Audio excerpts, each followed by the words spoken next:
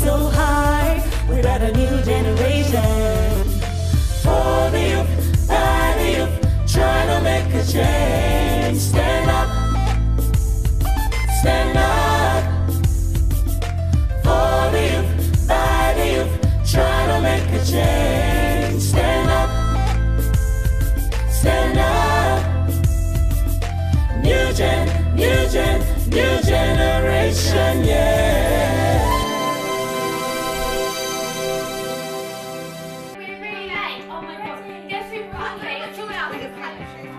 The pressure is on, peer pressure, to dress a certain way, to wear makeup, to go out looking like a Barbie doll.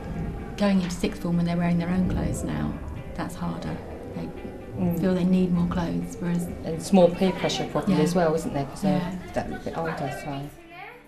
They spend a lot of time in the bathroom with hair gel or makeup or lips or, you know, creams and all that sort of thing. So yes, they're becoming more self-conscious, and you often find that they get very shy or they get very easily embarrassed because they're starting to be more aware of themselves as they're growing and becoming young adults. I always do my hair and makeup before I go out because I like to look good and it makes me feel better with myself. It's important to look good, like if you're meeting people and stuff, because it's like if you looked really rough or something, then people might have a certain perception of your personality which might be false. So you'll start to notice perhaps they want to dye their hair, or they want to pierce their ears, or they want to wear a different look, or they want to sort of start experimenting with different clothing, all sorts of things. I think everyone wants to be really slim and feel good and look good in themselves, and I think the whole like, oh, I want big boobs and skinny tummy and stuff, and then yeah, that's a lot of what girls worry about these days. Teenagers are bombarded by messages from the media about, you know, that they're not good enough, they're not thin enough, they're not tall enough, they've got bad skin, their hair isn't lovely as someone else's that's in the media, you know, some of the famous celebrities. So it's about relaxing and helping children feel good from the inside and not worrying all the time about the outside. But it's a balance, and of course children are learning that balance themselves.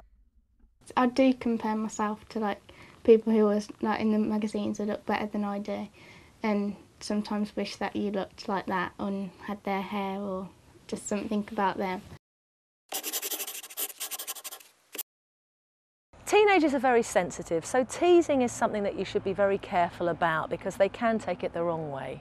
Compliment your children if you can. Always look for something to praise because children really need that. Rather than being negative, if you can find something positive, then that's much better for kids. Going out with my mum, that's for sure. When she's going out and stuff, she'll ask me if how I think she looks, and it seems to matter to her that I have an opinion. It's important to let your teenagers know that there's no such thing as a perfect body or a perfect person, and that a lot of those images are enhanced or fine-tuned, and you know that to give your child that confidence to know the difference. And sometimes teenagers won't always want to talk to you when you want them to talk to you. So they may come and sit on the end of your bed at 11 o'clock at night when you've gone to bed with a good book and some cocoa. But a wise parent puts the book down and listens and chats with their child when they want to chat and talk to them.